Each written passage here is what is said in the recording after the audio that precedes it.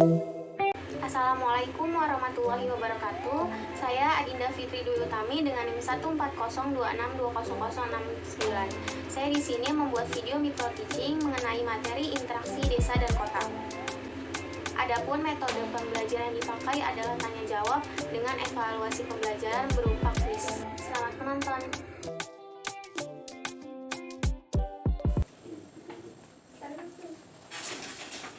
Assalamualaikum. Waalaikumsalam. Selamat pagi anak-anak kelas 12 IPS 4. Pagi, Bu. Bagaimana nih kabarnya hari ini? Alhamdulillah, Bu. Alhamdulillah ya. Oke, kalau gitu sebelum memulai pembelajaran kelas hari ini, baiknya kita berdoa terlebih dahulu ya. Yuk, untuk ketua kelas silakan pimpin teman-temannya. Baik, Bu. Oke, sebelum kita memulai pembelajaran hari ini, alangkah baiknya kita berdoa terlebih dahulu. Berdoa dimulai. Berdoa selesai. Beri salam. Assalamualaikum warahmatullahi wabarakatuh. Waalaikumsalam warahmatullahi wabarakatuh. Sebelumnya masuk semua kan hari ini? Oke, kalau gitu alhamdulillah ya semua kita bisa bertemu lagi di pelajaran geografi hari ini. Semoga kalian semua tetap semangat ya mengikuti pembelajaran dan tetap fokus sampai akhir. Sebelum mulai, izin untuk share screen dulu ya.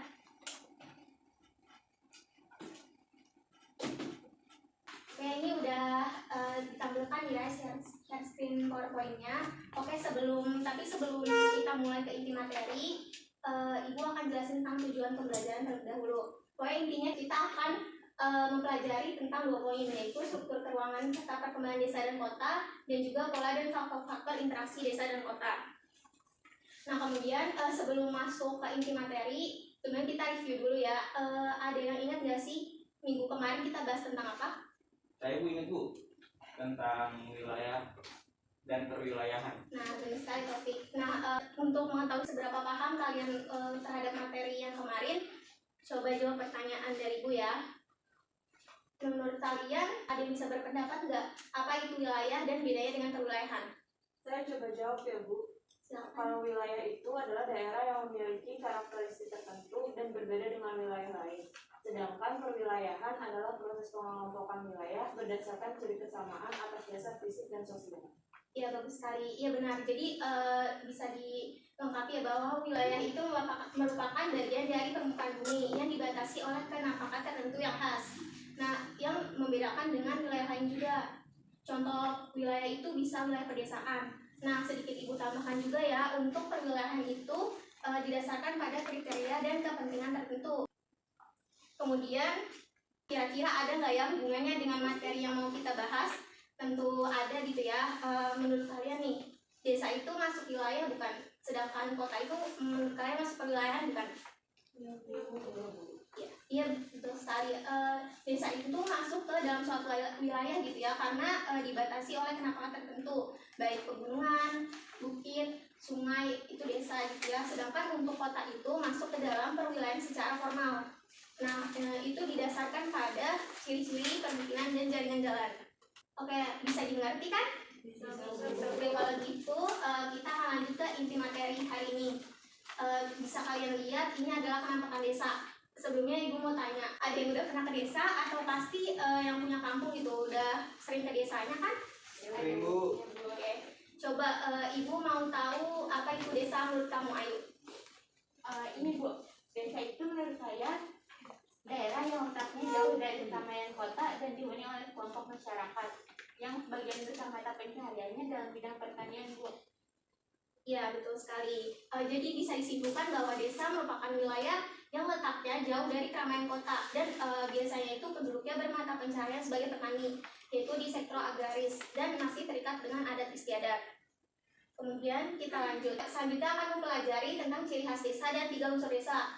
Nah, kita akan mempelajari ciri khas desa dulu. Yang pertama itu ada perbandingan lahan dengan penduduk, di mana jumlah penduduk di desa itu biasanya itu cenderung lebih sedikit gitu ya dari penduduk di kota, sehingga lahan untuk pemukimannya juga sedikit, sehingga bisa dimanfaatkan untuk kegiatan lain seperti pertanian, perkebunan, perikanan, dan lain-lain.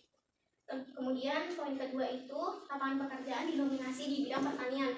Nah, ini menunjukkan bahwa sebagian besar masyarakat desa itu bekerja sebagai petani gitu ya. Hal ini dikuatkan dengan beberapa faktor, misalkan dengan pengaruh teknologi yang lebih besar, minimnya tingkat pendidikan, terus karena lahan untuk pertanian itu masih luas, dan juga adanya kemampuan secara turun-menurun di bidang pertanian, sehingga masyarakat desa tuh banyak memilih profesinya itu sebagai petani. Terus poin ketiga itu ada hubungan kekerabatan masih erat, di mana kehidupan masyarakat desa ini masih erat dengan asas kekerabatan dan kekeluargaan. Untuk poin keempat, nah tradisi yang berlaku masih dianut dengan teguh. Nah tradisi ini tuh yang nggak penting gitu ya bagi masyarakat desa, karena menganggap bahwa itu sebagai pedoman dalam bersikap dan berperilaku. Nah kemudian menurut kalian ada nggak sih ciri lain selain ini? Ada Bu. Desa dan masyarakat memiliki hubungan yang erat dengan lingkungan alam kan Bu? Iya betul sekali. Iklim dan cuaca itu juga berpengaruh besar gitu ya bagi petani, sehingga masyarakat desa khususnya petani sangat berpengaruh terhadap perubahan musim. Ada pendapat lain? Ada Bu, menurut saya ya Bu, ciri lain dari proses sosial di desa itu umumnya berjalan lambat Bu, dan warganya itu umumnya berpendidikan rendah. Ya betul sekali, karena perkembangan IPTEK itu belum jarang gitu ya ke seluruh lapisan masyarakat desa. Terus masih kental juga tradisi yang membuat sulitnya perubahan dari luar. Kemudian kita akan lanjut ke 3 unsur desa. Nah, desa sebagai daerah otonom ini punya 3 unsur. Ada daerah, ada penduduk, dan juga ada tata kehidupan yang menjadi satu kesatuan. Daerah itu meliputi kata secara produktif maupun tidak produktif serta penggunaannya. Sedangkan penduduk itu meliputi jumlah, kepadatan, penambahan, maupun mata pencarian penduduk di desa tersebut. Sedangkan tata kehidupan itu meliputi pola tata pergaulan dan ikatan-ikatan pergaulan warga desa. Nah, kita masuk ke potensi desa. Tapi sebelum kita masuk ke potensi desa, ada yang tahu nggak sih apa itu potensi? Saya Bu juga. Jadi potensi itu adalah segala sesuatu yang dimiliki tetapi belum dimanfaatkan. Benar tidak Bu? Ya betul sekali. Potensi itu juga bisa jadi peluang gitu ya, tapi harus dimanfaatkan untuk bisa dirasakan hasilnya. Nah untuk potensi desa ini merupakan berbagai sumber daya baik secara fisik maupun non fisik yang ada di desa tersebut dan kemudian dimanfaatkan untuk kelangsungan hidup desa. Nah di potensi desa ini ada potensi fisik dan juga potensi non fisik. Potensi fisiknya itu kayak misalkan iklim, air, tanah, ternak maupun manusia sebagai sumber tenaga kerja. Sedangkan potensi non fisiknya itu misalkan masyarakat desa yang saling hidup bergotong royong, terus adanya lembaga-lembaga sosial maupun lembaga pendidikan, dan juga adanya aparat pamung desa. Nah oke kita lanjut. Tapi potensi desa itu nggak sama gitu ya tiap desa, karena ini bergantung pada unsur-unsur yang dimiliki desa tersebut. Nah berdasarkan tingkat perkembangan dan kemampuan desa tersebut dalam mengelola potensinya, itu kita bisa klasifikasikan desa ke tiga jenis, yaitu ada desa swadaya, desa swakarya, dan desa swasembada. Nah ini dari ciri-cirinya ya. Ini ciri-cirinya bisa kalian catat. Sembari kalian catat, Ibu akan jelasin sedikit garis besar tiap-tiap desa tersebut. Nah desa swadaya itu biasa disebut juga desa terbelakang. Biasa itu karena sebagian besar penduduknya itu masih memenuhi kebutuhan sehari-harinya itu secara mandiri. Nah, juga karena desa itu umumnya terpencil dan masyarakatnya itu masih jarang untuk berhubungan dengan masyarakat luar gitu ya, sehingga proses pembangunan itu berjalan secara lamban karena kurangnya interaksi dari masyarakat luar. Sedangkan untuk desa swakarya itu adalah desa yang sedang berkembang atau desa transisi, di mana keadaannya itu lebih maju dari desa swadaya, di mana di situ sebagian besar masyarakat itu sudah mampu untuk menjual hasil produksinya ke daerah lain. Di sini juga interaksinya sudah mulai nampak, walaupun intensitasnya itu belum terlalu sering gitu ya. Kemudian ada juga proses transisi di mana mulai menerima perubahan dan pengaruh dari luar. Nah, untuk desa swasembada itu bisa disebut juga desa maju, di mana desa itu tuh sudah mampu memaksimalkan seluruh potensinya yang dimiliki dari desa tersebut, sehingga hasilnya itu terlihat dengan kemampuan interaksi yang baik antar dengan masyarakat luar, terus adanya kemampuan dalam tukar menukar yaitu perdagangan, dan juga kemampuan untuk mempengaruhi penduduk dari wilayah lain. Sekarang kita masuk ke struktur desa. Desa itu menunjukkan karakteristik pola aktivitas masyarakat desa. Nah, bentuk permukiman itu berbeda gitu ya satu sama lain karena ada faktor geografis. Nah, yang pertama itu ada bentuk desa linier. Ada yang tahu nggak apa itu bentuk desa linier? Saya Bu, bentuk desa yang memanjang sesuai jalan atau sungai.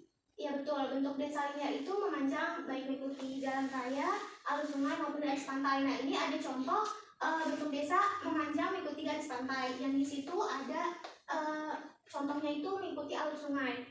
Kita lanjut. Ini sekarang membahas tentang bentuk desa memusat. Coba Nanda bisa tahu nggak tentang desa memusat itu apa? Bentuk desanya mengelompok bukan Bu? Iya betul, bentuk desanya itu mengelompok, di mana biasanya itu berkumpul pada satu titik gitu ya. Dan biasanya juga karena pusat industri.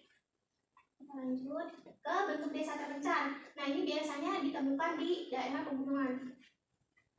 Yang terakhir itu ada bentuk desa mengelilingi fasilitas, di mana fasilitasnya itu bisa berupa mata air, danau, waduk, ataupun fasilitas lain. Oke, kita masuk pembahasan kota. Ada yang tahu nggak sih apa itu kota? Saya Bu, menurut saya kota itu adalah daerah yang ramai dan memiliki bangunan rumah yang rapat dan penduduknya bekerja sebagai non-pertanian. Iya betul. Jadi bisa dilengkapi bahwa kota itu merupakan sistem jaringan kehidupan yang ditandai dengan kepadatan penduduk yang tinggi. Penduduknya juga heterogen atau beragam dan kehidupannya itu lebih materialistis. Lalu kita langsung masuk aja ke ciri-ciri kota. Itu ada dua, ada ciri fisik dan juga ciri sosial. Ciri fisiknya itu bisa tersedianya lapangan parkir yang memadai, adanya alun-alun dan gedung pemerintahan gitu ya. Sedangkan ciri sosialnya itu bisa masyarakat yang heterogen, sifatnya yang lebih individualistis, terus cara kehidupannya itu udah gesel staff atau biasanya itu kekerabatannya itu udah mulai pudar. Baik, kita langsung masuk ke pembahasan struktur kota. Jadi struktur kota itu kan ada 3. Ada yang tahu nggak sih apa aja? Teori sektor Bu. Iya betul. Teori diganda. Iya betul. Polisentris Bu.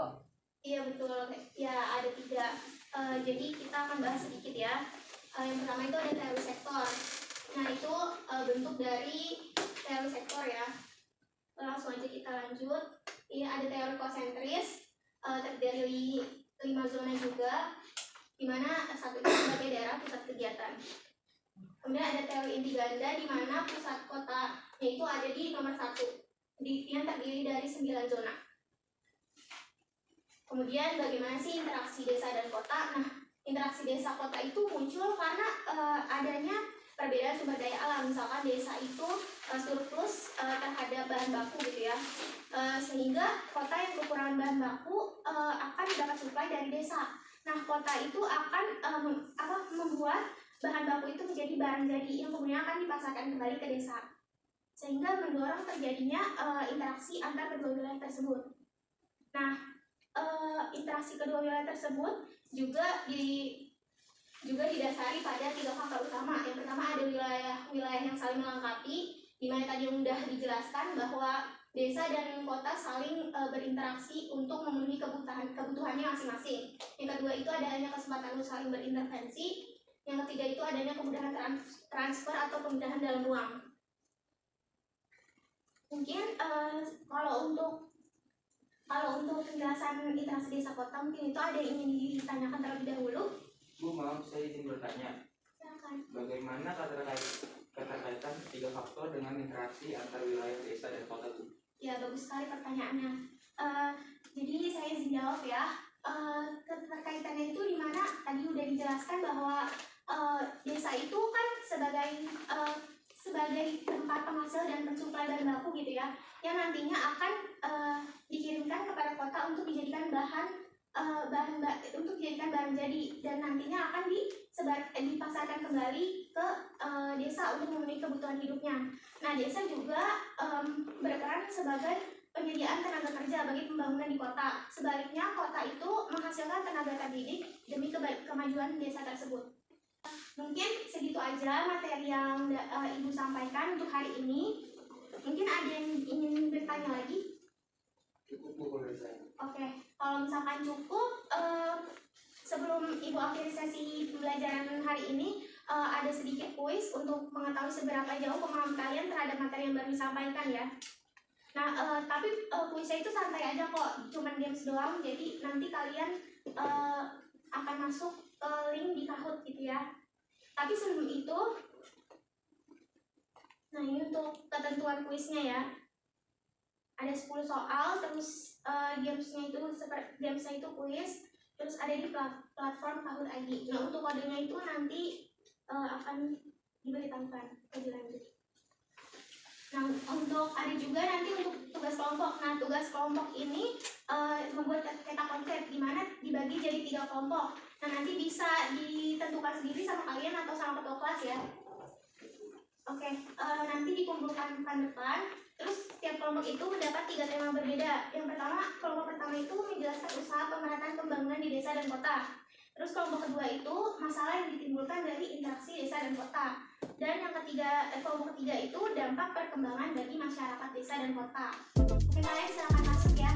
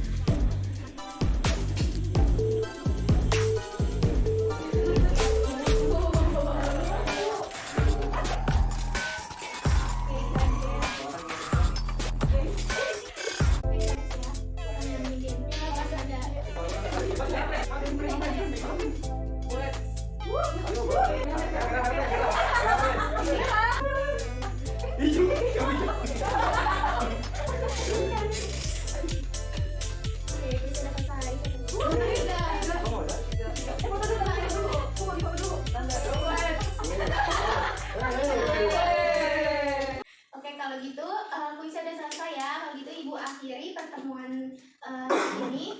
Semoga materinya itu bisa tersampaikan dengan baik. Terima kasih juga karena udah semangat dan responsif sampai akhir. Jaga kesehatan selalu. Wassalamualaikum warahmatullahi wabarakatuh. Ya, sama-sama. Kalian juga. Lagi gantian boleh. Ya.